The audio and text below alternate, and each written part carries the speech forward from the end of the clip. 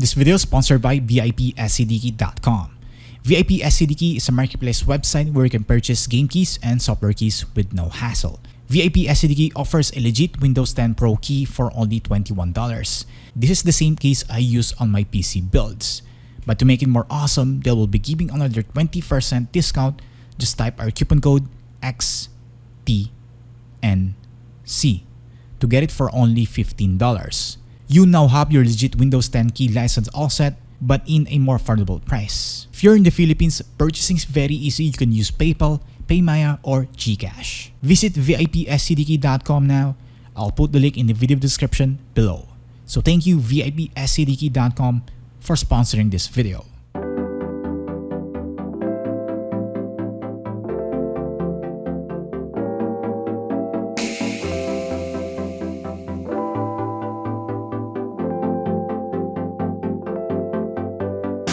Since most of my subscribers are asking kung anong gaming laptop nga ba ang swak sa budget kung 50 to 60,000 pesos. Tama-tama, meron ako ditong ngayong gaming laptop from Gigabyte, which is yung G5 KD for only 59,995 pesos. For this price, naka RTX 3060 laptop GPU ka na and Core i5-11400H CPU. Na sa tingin ko is more than what the others are offering at this price range. Sulit nga ba ito? Let's find out.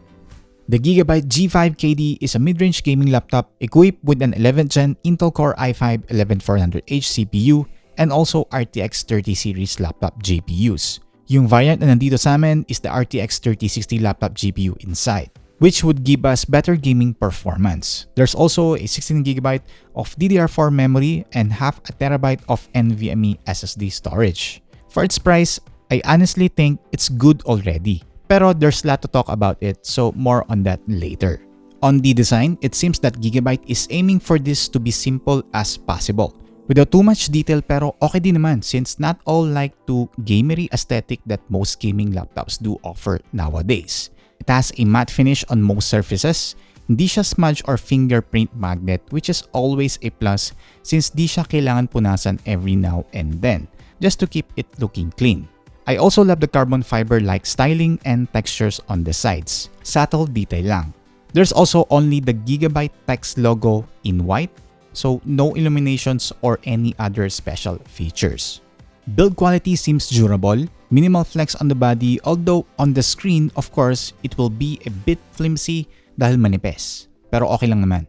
Hinge, however, hindi mo ma-open ng isang kamay lang dahil sasama yung ilalim, which could be an indication of it being too lightweight or tight. Although it weighs naman around 2.18 kg, so kailangan alalayan pag inaangat. The display is 15.6-inch Full HD 1080p LCD IPS-like panel with 144Hz refresh rate and 10 bezels. Of course, as expected, battery smooth experience when gaming compared to 60Hz. Brightness is enough and colors are fine although not that spectacular, and since they are marketing it as an IPS level display, sure, viewing angles are also impressive in my opinion. Below the display, there's the Gigabyte text logo and above it is the 720p HD webcam which is just enough for non-critical video conferencing or video calls.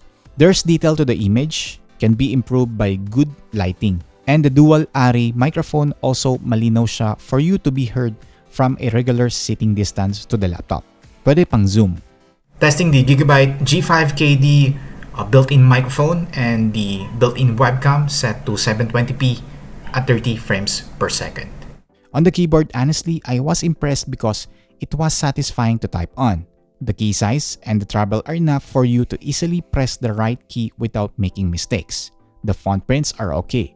And also full-size keyboard siya with a numpad and some other functions baked in, which is always a plus especially in this form factor. The only negative here is that while it is being a backlit keyboard with adjustable brightness, hindi siya per key RGB and you can only select one color at a time. There's also no color effects, so if you are a rainbow color fan, hindi para sa iyo to. Although, in my opinion, most of the users okay na sa single color backlighting. Malaga, meron. The trackpad on the other hand, okay din siya. Smooth tracking, accurate gestures, and the size is enough naman for most users. So totoo lang, if I'm not gaming, kahit di na ako gumagamit ng separate mouse, okay na to. Its small 2-watt speakers are thin sounding. Though malinaw naman, pwede gamitin kung tinatamad ka magsaksak ng speakers or headphones.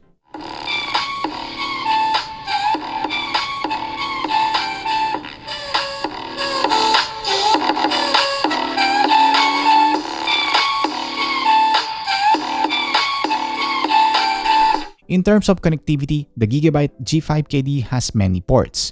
On the rear side, we have one USB-C 3.2 with DisplayPort 1.4 output, isang HDMI 2.0, isang Gigabyte LAN, and the DC in power adapter jack. On the left side, we have a Kensington lock hole, one USB 3.2 Type A port, isang USB 2.0 Type A, and a separate 3.5mm jack for microphone and earphone. Finally, on the right side, we have another one USB 3.2 Type A, one mini DisplayPort 1.2, as well as SD card reader. For the wireless communications, meron din siyang Wi-Fi and Bluetooth 5.2. The GIGABYTE G5 KD comes with a Windows 11 Home by default. Wala naman masyadong bloatware, which is always good.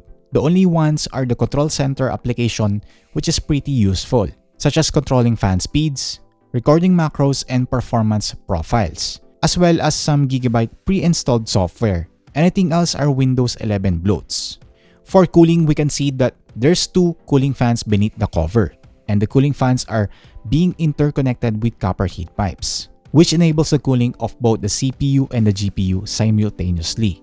There's exhaust vents for the fans on each side of the laptop, which dissipates all the hot air from the system. Fresh air intake was done mula sa ilalim since the laptop has tall rubber feet to elevate the laptop a bit when rested on a flat surface like a table. In fairness to the fans, hindi ganun kalakas when maxed out, unlike most other gaming laptops.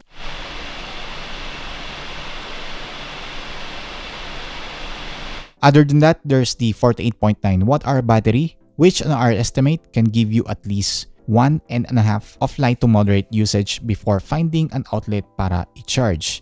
Maliit lang yung battery and gaming laptop ito, so don't expect much from it.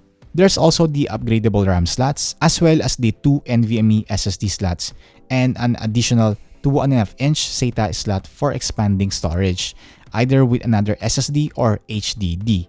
So for the upgradability, this is a huge point because these components are easily replaceable.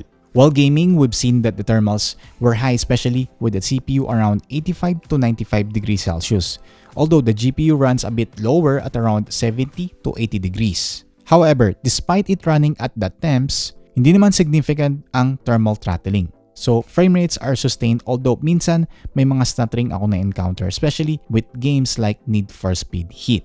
For the benchmarks, I tested a few games such as F1 2021 with ray tracing on and off. As you can see, we have around 30 FPS difference when ray tracing features are turned on and off. And turning off both DLSS and ray tracing would give similar FPS at around 128.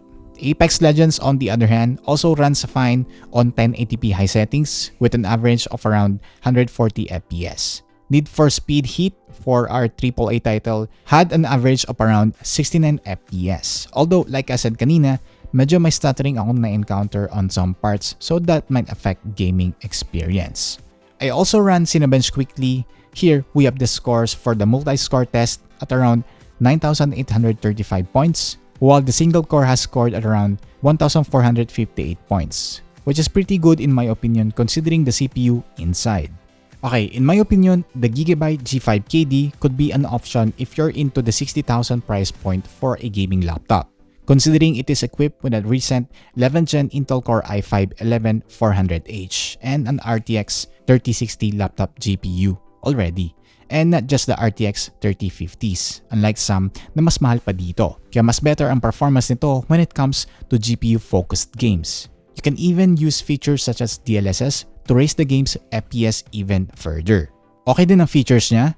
Performance can be made better by optimization.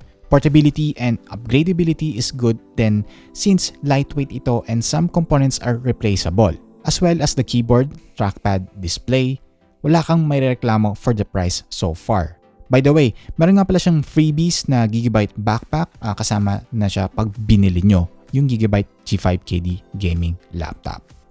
So there you go guys, ito po yung review ko ng GIGABYTE G5 KD gaming laptop. So there you have it. Thank you guys for tuning in. Ako nga pala si Xtian, so like the video, subscribe, and I'll see you on my next video.